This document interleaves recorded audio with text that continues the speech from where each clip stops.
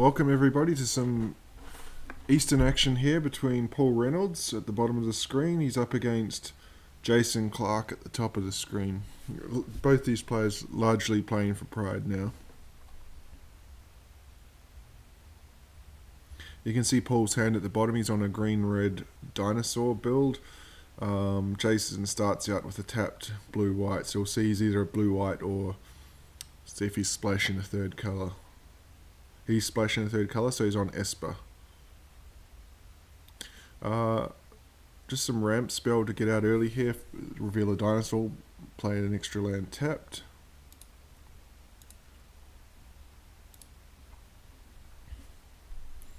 In turn, Jason just casts two ops, looking for something. So we'll see what sort of build he's on here. Generally, these control decks go for the approach as the win condition. Straight out the bat, he's got Gideon of the Trials, which we don't see too often. He's going to plus Gideon on just a forest because the plus on Gideon is just to prevent damage. So it's going to come up a good play here. He's going to plus Gideon onto the Ripjaw Raptor, so the Raptor cannot deal him damage this turn. Plays his fourth land. He will plus Gideon, yep, on the Ripjaw Raptor and pass the turn. Well, we can see down Death Gorge Scavenger is going to come down. It's going to exile a card. If it exiles a creature, he gains 2 life, but there's no creatures to exile. So when it exiles a non-creature, it gets +1 until the end of the turn. Ripjaw can't get in because Gideon plussed on him. End turn, a Glimmer of Genius. So Jason is going to take some damage this turn unless he's got a board wipe. We'll see what he plays out here. Gets his 5th land, so he's in Fumigate range now. He's going to plus Gideon on the Ripjaw Raptor again. Does he have a Fumigate or a Settle the Wreckage to try and clear this board away? Okay, he's going to play out a Mastermind's Acquisition. As we just have a look at this card here, it's a EDH, becoming more regular in EDH. Choose one. Either search your library for a card, so it's a tutor, put it in your hand and shuffle your library, or choose a card from outside the game. So it is quite a powerful tutor device. And unfortunately, because Paul recorded this, we can't see what he actually tutored up just yet. As Paul drops another threat of his own, this is Carnage Tyrant. This is the big card spoiled from Ixalan. Hasn't seen as much play as it would have liked, but it can't be countered and it has hexproof. At the moment, it doesn't have haste. There's no Regisaur Alpha to give it haste. But Jason's certainly here in the market for a board wipe. We'll see what he searched for with Mastermind's Acquisition, because he's got 2, 4, 6 lands. Definitely wants to be doing something because he's 13. There's 14 damage on the other side of the board. Gideon cannot plus on the Carnage Tyrant because it has hexproof. So there's 10 damage coming across. He just passes the turn. 2, 4, 6 mana open. Plays a second Ripjaw Raptor. Probably looking at a Settle the Wreckage here, I'd imagine. Okay, one at Gideon and one at the Carnage Tyrant at Jason. Has he got a response? Is there a Settle the Wreckage? Waiting, thinking. There it is there, so I'm guessing that's what he tutored for. That's an effective answer to the Carnage Tyrant. On the downside, it is more ramp though. Untaps, he's up to 6 lands. He's going to plus on the Ripjaw Raptor. And just passes the turn again. So here's more ramp. Is there a dinosaur? No dinosaur to reveal this time, so has to pay an extra to get it. 6, 8. So he's up to 9 lands. The second Ripjaw gets in on Gideon. And Gideon is down. So now All damage going at Jason. Jason will in turn Glimmer of Genius. He's looking for something else here. Paul with 8 power on the board and a braid. A braid will probably be coming out here. Ops end of turn as well. He's still got 6 cards in hand. We haven't seen ops again, so that's all 4 ops that he's played now. We haven't seen any threats from Jason. So there's approach. Okay, so it's an approach deck. He finds the 7th lane, casts approach, goes up to 27. And so, Commune of Dinosaurs, he'll find another card. Oh, he's going to find the Regisaur Alpha instead here. So this is going to enable him to get in with 11 damage. Just 1 point shy of lethal next turn, however... Jason just concedes, so we're going to go to game 2 now. Yeah, as I was saying, he had lethal on board next turn if he had another dinosaur, so Jason saw the writing on the wall and has conceded. Thrashing Brontodon is in there. I'm guessing that's expecting search for a Skunter.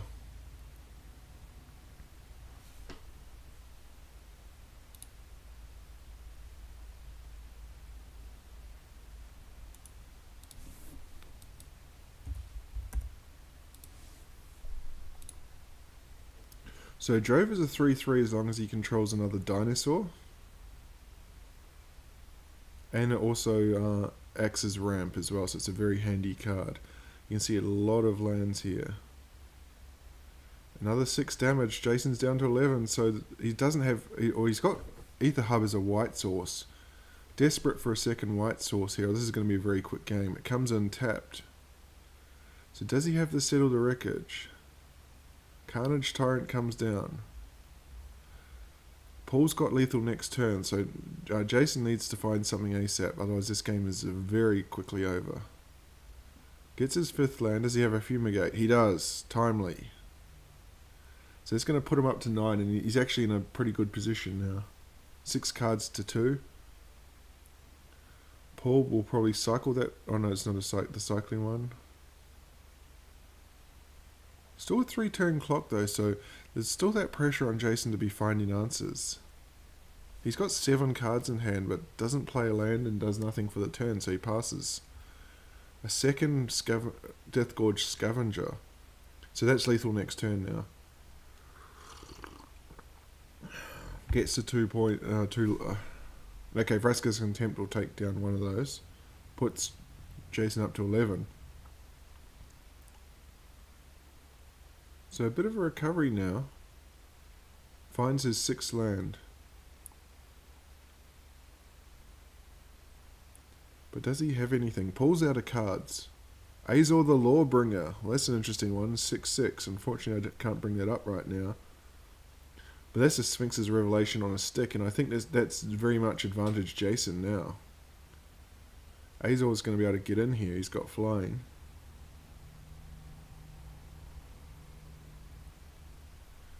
So he can pay 3 plus X to gain life and draw that many cards, but he chooses not to, surprisingly. As you look at Paul just getting land flooded big time. And Paul is going to concede, so we're on to game 3. He'd seen enough of the land flood.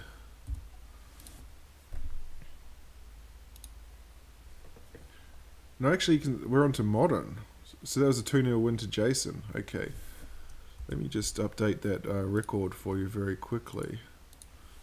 Paul will play his pet deck here. It looks like it's the Taking Turns deck. We're going to have a bit of a look at that in a second.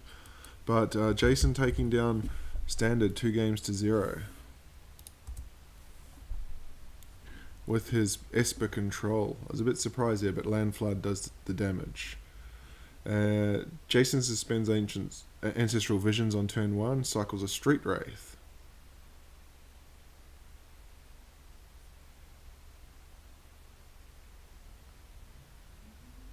Cycles a Riverwinder.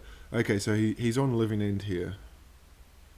The gist of this deck is just to cycle a whole ton of cards, put them all in the graveyard, and okay, so we're just going to pause it for a minute here. This is Paul's plan. He's got these 2 cards, Dictator Crufix and Howling Mine.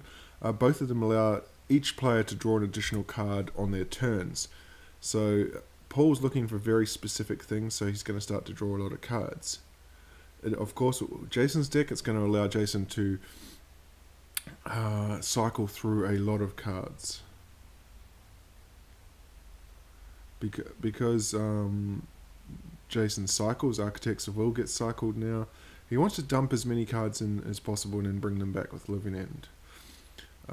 Dictator Crucifix has Flash, so he doesn't need to do this on... Okay, and here's another part of his strategy, Geiger Drouse.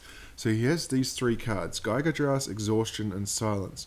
All 3 cards are designed to delay the opponent, to in a way buy a turn, to stop them doing things on their turn.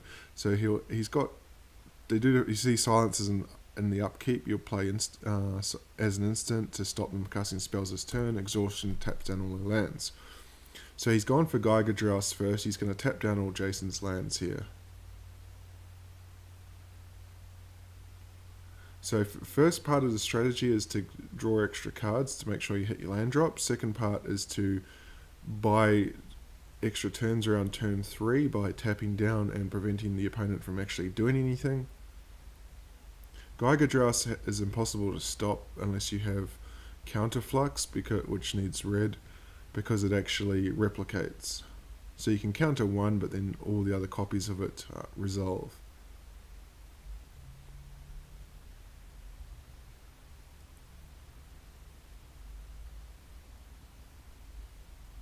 Passes the turn. You can see he's got Cryptic Command in hand. Ancestral Visions now comes off suspend, so it'll draw Jason extra cards. Jason with 10 cards in hand.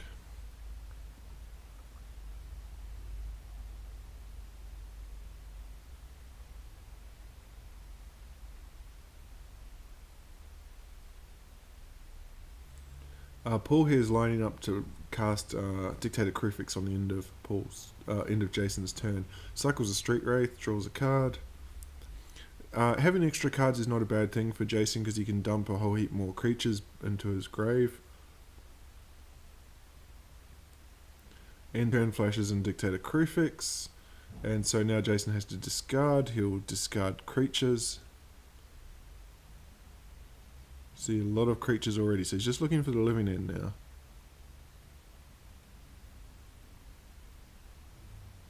Discards 2, 3 lands and a creature. So here we go. This is he'll save up for the Geiger Drouse on the next turn, I believe, to tap down so that he can then on his turn start playing his spells.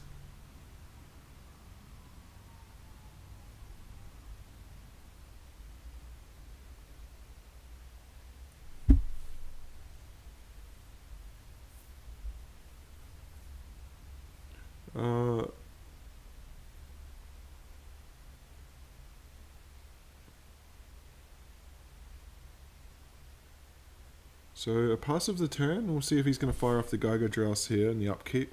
He is, yes. Replicate it 5 times. So he's just going to tap down all Jason's lands. And about turn 5 is when the turns deck starts to do this. You kind of have to have them dead before turn 5. Because next turn he's going to be drawing 3 cards a turn of Howling Mine and Dictate. You can see in his hand he already has 3 extra turns. And he'll just keep going and going and going. Jason, I think, knows the writing is on the wall here. Well, and here's this thing with the replicate. He can Cryptic Command one of them, but it doesn't really make any difference because it's going to copy so many times. I think it was 5 times he selected, so the lands are getting tapped down anyway.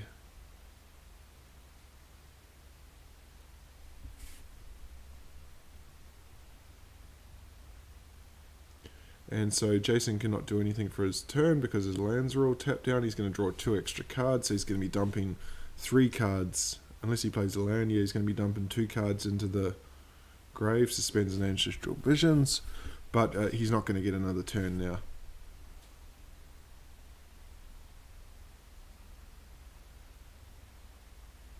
Plays Part the Water Veil. So this is the package that Paul has. Temporal Mastery, Time Warp and Part the Water Veil. all give him an extra turn. The part that Water Veil is the win condition, because eventually he plays it with Awaken, so it becomes a 6/6 land, and you can see it takes less than 3 turns to swing in and get the damage done. So he's going to take an extra turn, draw the extra cards. He can use Exhaustion here if he wants to keep all those lands tapped down and pass a turn. But he's not. He's going to flash back Snapcaster to target what? Serum Visions. He still can play a land or an Exhaustion. It's up to him. He's going to Exhaustion here, tap down all Jason's lands so he can't do anything. Discards Path to Exile to hand size. And this is all elementary from here. Jason will not get another chance in this match. And he concedes. He knows it. So we go to game 2 now of Modern. As I just update that record.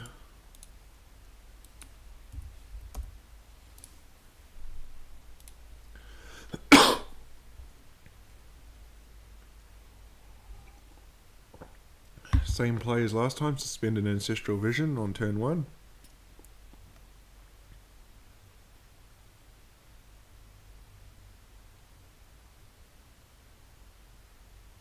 Cycles the Curator of Mysteries. The creatures are not that important in this Stripe Riverwinder. What they all have in common is that they all cycle. So basically he's drawing through his deck looking for very specific cards. And to help him draw through the deck is the cycling play. So he cycles as many cards as he possibly can, and then brings them all back with Living End. Cycles and Architects of Will.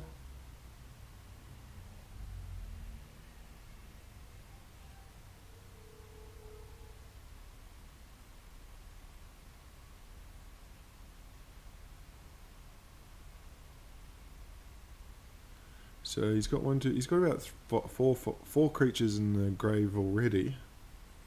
Probably lethal power if he wants to go for it.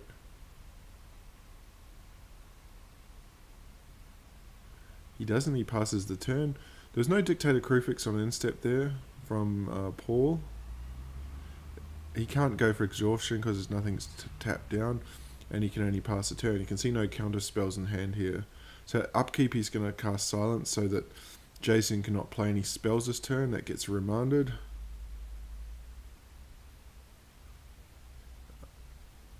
So only one white source for Paul.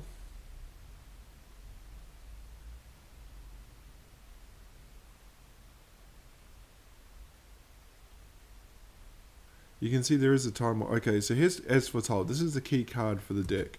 So this is what he's trying to do. As Foretold, at the beginning of upkeep, put a counter.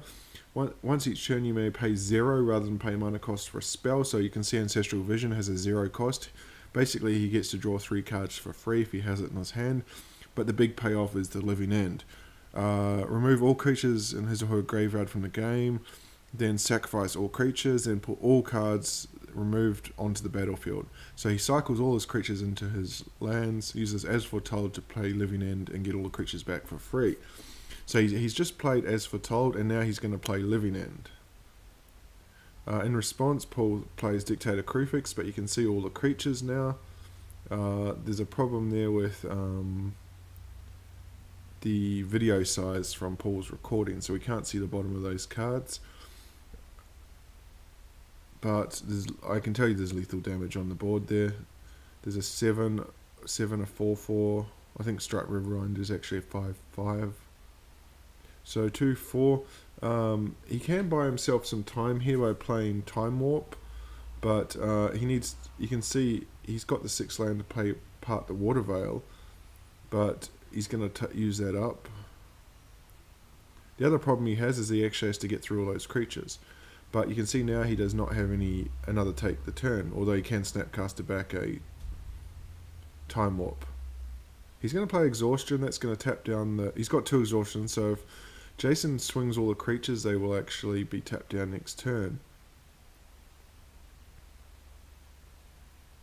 He can only play 1 land. Is everybody's getting in here?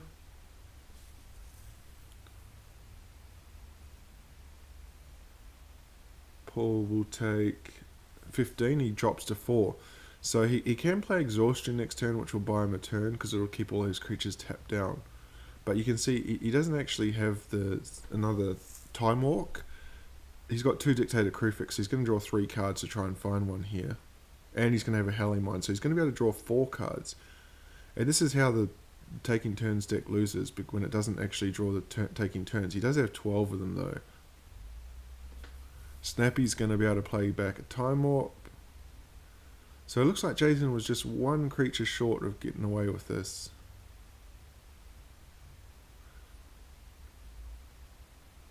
Well, he targeted Time Warp there, but he didn't actually play it. He decided to go Exhaustion instead. Pass the turn. So Jason untaps. He can actually play spells through as Foretold, but he's tapped down.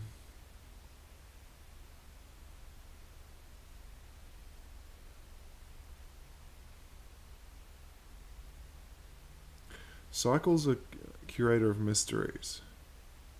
The other thing with As Foretold, it allows you once per turn, so he can actually play spells if he had them on through As Foretold on Paul's turn. Okay, there's a Striped Riverwinder, so I believe he could play Living In Now, although Living In Now would remove his creatures on the board from the match.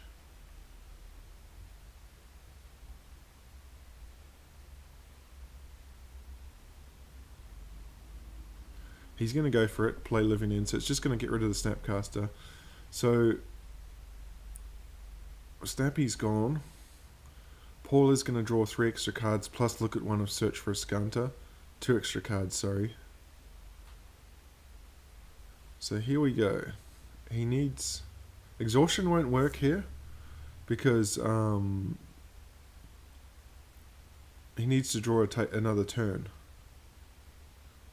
Geiger Joust won't work either because Striped Riverwinder is hexproof, so he can't target that. Somehow he needs an extra turn here. He does have a Snapcaster, so he can get one of time. He can get the Time Warp back. What did he do there? I think he did that in his turn, didn't he? Okay. So he's going to get back the Time Warp. He will take the extra turn. Play a Howling Mine, so he's going to draw 4 cards next turn. A lot of lands in play. He also has a Skunter, so he's going to be able to find something.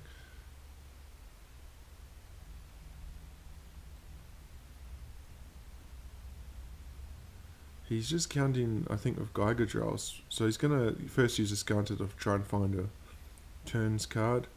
Finds one very quickly. You can see he had a Laboratory Maniac there, which was another win condition. Oh, Stubborn Denial on the extra turn. That is big. But it gets countered. So he's going to get his extra turn now. Finds a Temporal Mastery. Finds 2 of them, so he's going to get 2 extra turns. Now, Jason's got 7 cards in hand here, so this is another turn, so he can play spells through As Foretold again.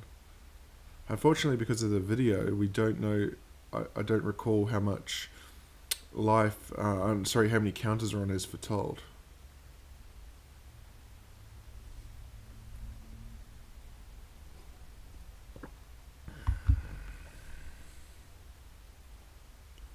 Is he going to give Jason another turn? He is.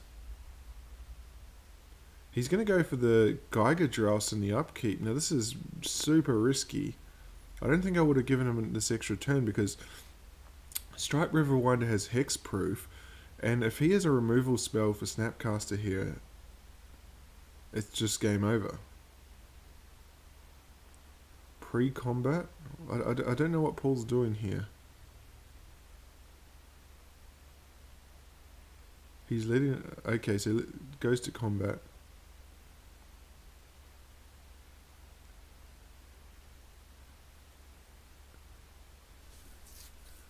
Another option that Jason could do is counter the copy that targets Curator of Mysteries. Although he selects that with the main one.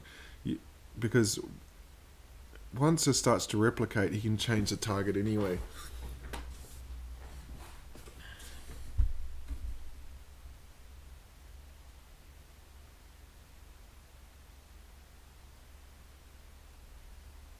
Oh, that's a big one. He's got disallow and modern. And he disallows the replication trigger and then stubborn denials the Geiger Dross.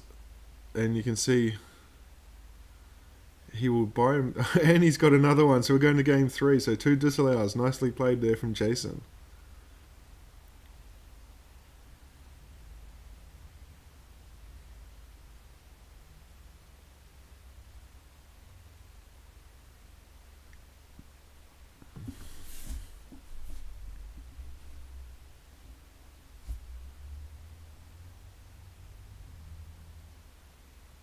Cycles the Street Wraith. You can see Paul with 3 turns cards in hand. Cycles Architects of Will. And a Street Race. That's 3 cards now.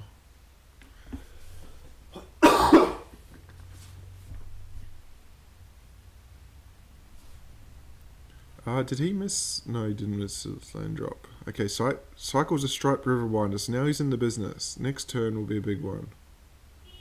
No Geiger Dross, I'm surprised there. Does he have As Foretold?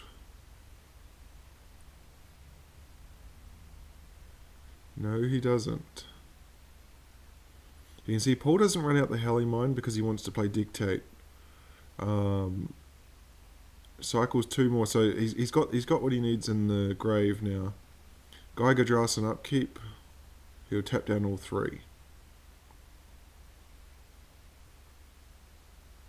I'm surprised. He only taps down 1. So if Jason finds a land, which he does, he could play As Foretold. Does he have it? He doesn't. There's Dictate. As he finds a Time Warp, so he can actually start going off now. He's going to take a chance. He's Howling Mine, so this is going to give Jason a look at 3 cards next turn. So Jason needs 2 cards. He needs As Foretold and Living End. Can he find them here?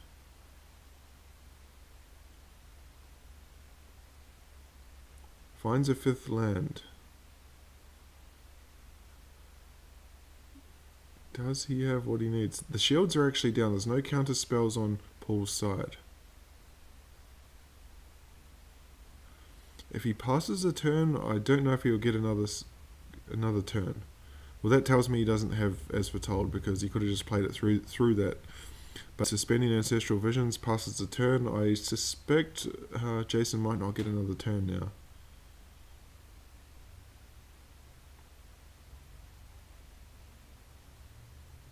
He has to counter this Time Warp. Does he have the counter? 7 cards in hand. He does. He's still alive.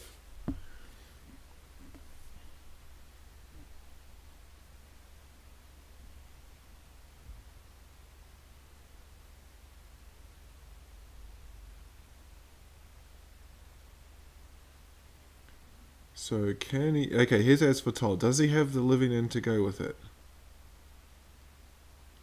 He does. So that's lethal on board now. And you can see the Striped Riverwinder, 2 of them. Architects of Will is going to allow him to manipulate the top of Paul's library.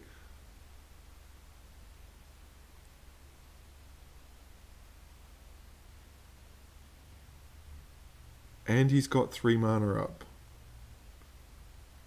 So if Jason's got 6 cards in hand. If one of them is a counterspell, I think this one's over.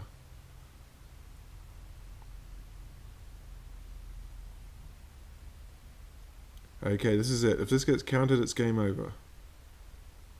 He's got the Stubborn Denial. And that's the match. So we're going to Legacy. Jason takes Modern 2-1. After taking down Standard 2-0. Let me just update my records. This is a bit hopeless, this thing. It doesn't get updated enough.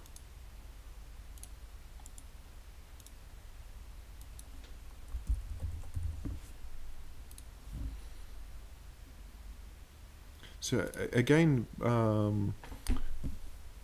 this is a pet deck of Paul's. The Stifle gives it away. We've seen him play this a couple of weeks now. Not really sure what Jason's on, but we're going to get a look here thanks to the Inquisition. Plays a Tundra, but he's going to counter that. And there's a Storm card as well. Flusterstorm will counter the Inquisition. So Jason protecting his hand here.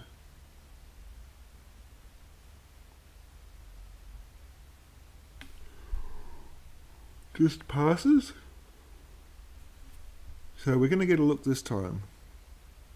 What's he protecting? Swords to Plowshares, Vindicate, Sword of Fire and Ice, and Snapcaster Mage. Takes the Snapcaster Mage.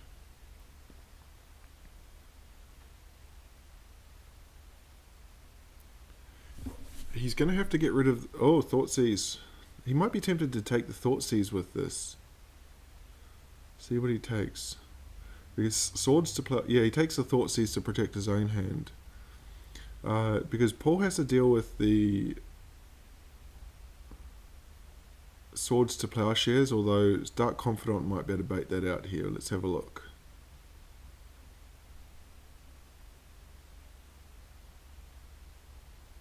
Kite Sail Freebooter.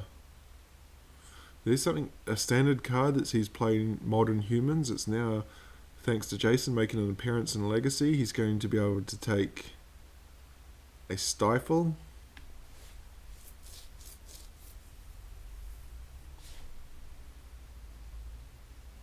Actually, in response, instead of the Stifle going to the Freebooter, he just stifles the trigger. And Snapcaster will be very handy here. What does he take this time? He's going to take the Swords. Vindicate is still an option. Although not anymore, because he's going to be able to get... So, Jason Mind Sculptor.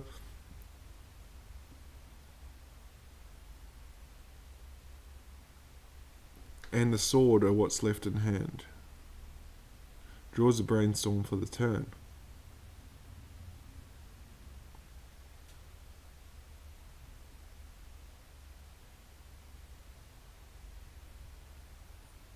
No answer for the Dark Confidant, so it's going to start generating card advantage. Haunted Horror. I forgot to include an image of this, but this gives him a 7/7 and gives his opponent 2 3/3s. Here's Stoneforge, so this will find...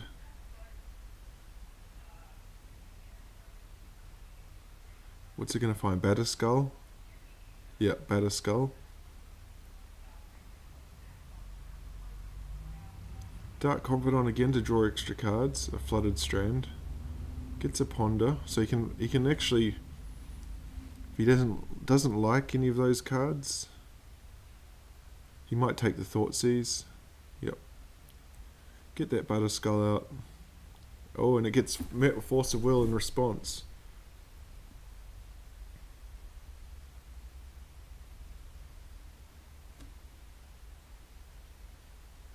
So we're going to see the Batterskull come down now. Yeah, I don't think he's going to pass a turn. He can actually activate that at any time. Okay, that's the second piece that he needs. So he can now play the Haunted Horror, and he's got a Thoughtseize so he can make sure that the coast is clear. This will prompt the Mystic to tap for the Batterskull. Oh, which it doesn't. I would be tempted to take that True Name Nemesis there.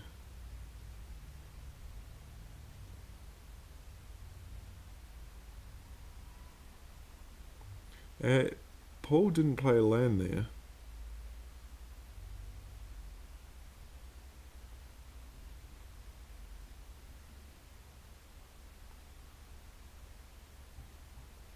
Down comes True Name Nemesis, so this is going to be a problem for him. A Legacy All-Star. Finds a Brainstorm. Okay, here's the other part of that he's been looking for, the Phyrexian Dreadnought. So we're going to see how this works here. Down comes Hunted Horror. The opponent will get 2 3/3s. He'll stifle that on the stack. Plays a Dreadnought. I'm just going to bring this up now. This Dreadnought is a 12/12, but when it comes into play, sacrifice any number of creatures total power 12 or bury the Dreadnought. So he has two ways to stop this: Torpor Orb and Stifle. You can see he's got the Stifle. He's going to stifle the Dreadnought trigger so that it doesn't happen. So he ends up getting a 12/12 for 1. And he stifled the Hunted Horror trigger that would have given Jason the 3/3. So Jason concedes and we go to game 2. He has the Dreadnought in hand again. He's got 2 of them in fact, but he doesn't currently have the Stifle or the Torpor Orb to take advantage. I don't know why he's brought Crucible Worlds in, to be honest. I would be taking... Well, I mean, it's a pretty good hand from Jason. He takes the Kite Sail.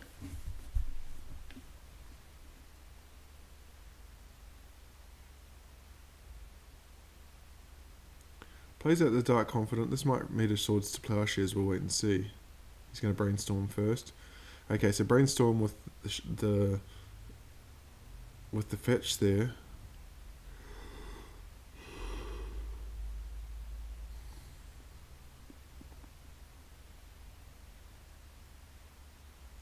Okay, what's he going to take with Thoughtseize?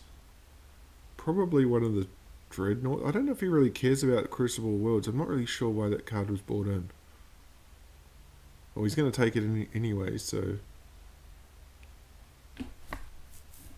He's got a Swords to Plowshares, so he knows about the 2 Dreadnoughts.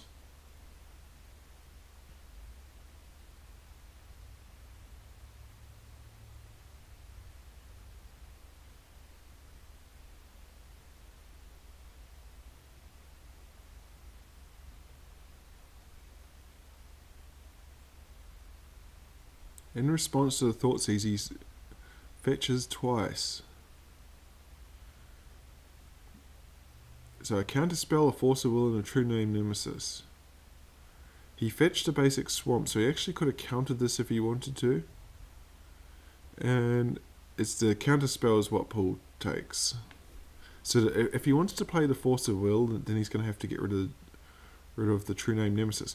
But here's the True Name Nemesis. Paul's, as I just show you that for a second, it's has protection from the chosen player, so you'd assume he chooses Paul. This creature can't be blocked, targeted, dealt damage, or enchanted by anything controlled by that player. Paul had numerous opportunities to get rid of that True Name Nemesis out of the hand, and he declined. So it is going to act as here's a second one, so that's pretty much lights out. I was going to say it acts as an effective blocker to the Dreadnought as well. So we'll see what the plan is to deal with this. A second Dark Confidant. He could actually just be dead here, because he's going to take 6, go to 6. Although 2 3 mana spells and legacy is very unlikely. A Wasteland and a Torpor Orb. Okay, so the Torpor Orb's going to enable him to play out the spells that he wants to play here, namely the Dreadnought and the Dark Confidant, but he has no way of blocking those 2 True Name Nemesis. So we're actually going to game 3 once Paul realises this. He's going to take down the Creeping Tar Pit. So he's got 2 12/12s. It's a formidable board, but unfortunately it doesn't do anything against the 2 True Names over the other side, who can simply swing in and for lethal. And they come, and we're going to game 3. Oops, I forgot to adjust the font to the correct position. So Jason's going for a clean sweep here. He won Standard 2-0 and Modern 2-1. He's currently tied at 1 game apiece in Legacy. He's going to fire off a Thoughtseize in response or Brainstorm. So Paul can actually hide some of his stuff that he doesn't want Thoughtseize to take here. Stifle and the Horror.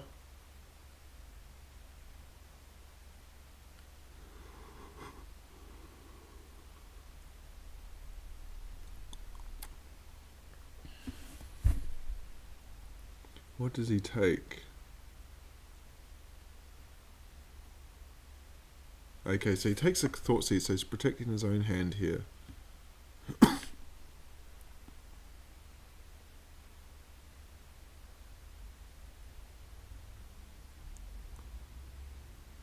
So Dark Confidant. We've seen Dark Confidant in all 3 games now, and it's gone unanswered in each one.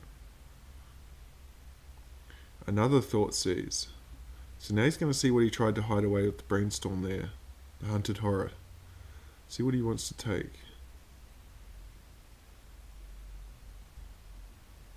He's not going to see the Stifle. He doesn't know about the Stifle, so he might be tempted to take something else here, and he does. He takes a Snapcaster.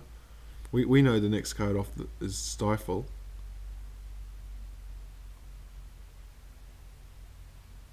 And a Force of Will, so that's a pretty strong hand there.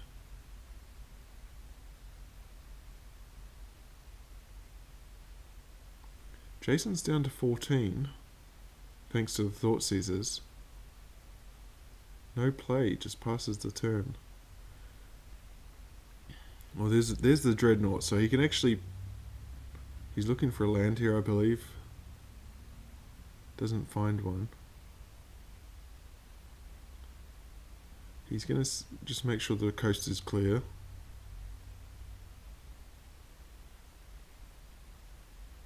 There's the true name Nemesis from last time. Vindicate and Flusterstorm. I think you want to take, yeah, Flusterstorm here. So Vindicate can take down one of his threats.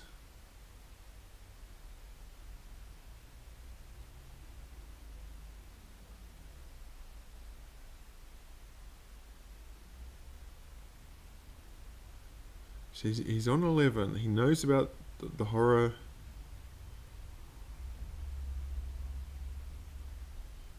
Yeah, I think Paul will let that go. Vindicate on the Dark Confidant.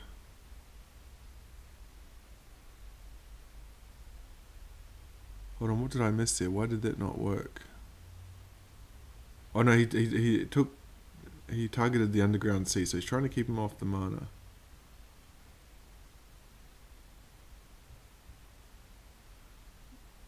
Puts back his win cons. Jason down to 8. Okay, here's the big boy, and that's gonna eat a Force of Will.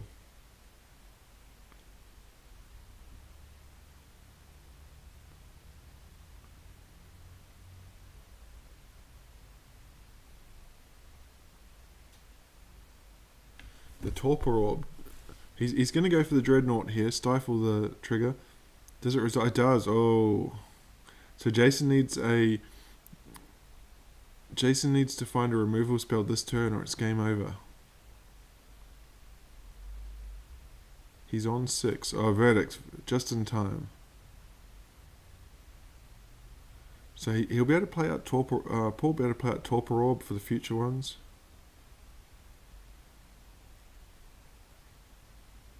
He doesn't have the second black source though for the Hunted Horror. This might be able to help. It does help.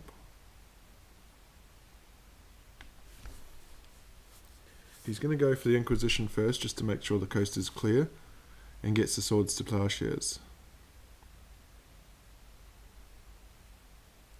Brainstorms, that's the draw for the turn. Skull and Force of Will were his other 2 cards.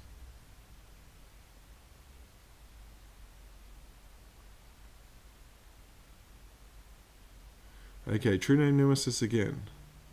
Diabolic Edict can take care of that. Okay, he's down to 1 card, so the coast is clear now to... Diabolic Edict will get the True Name Nemesis. We know that with only 1 card, he can't Force of Will. He can actually hardcast it now.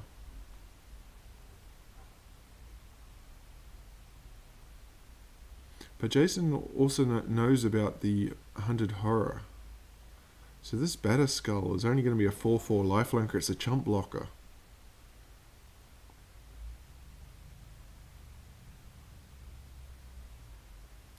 So it can only chump block to 7/7.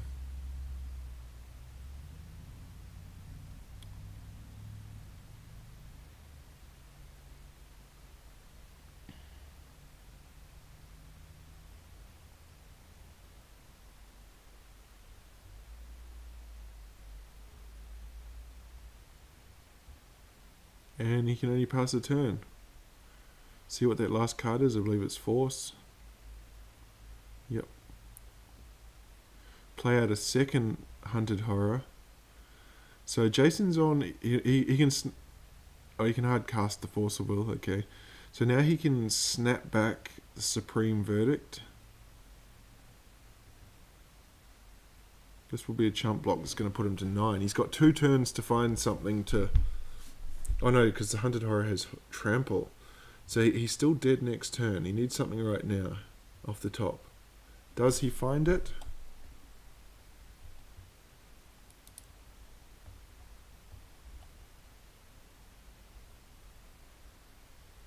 Waiting, he's slow rolling. Thinking, do I have any outs here? He can't return the Batterskull and cast it. It's a Thoughtseize, so he's dead. And Paul Reynolds will take Legacy 2-1 and prevent the clean sweep. Good games.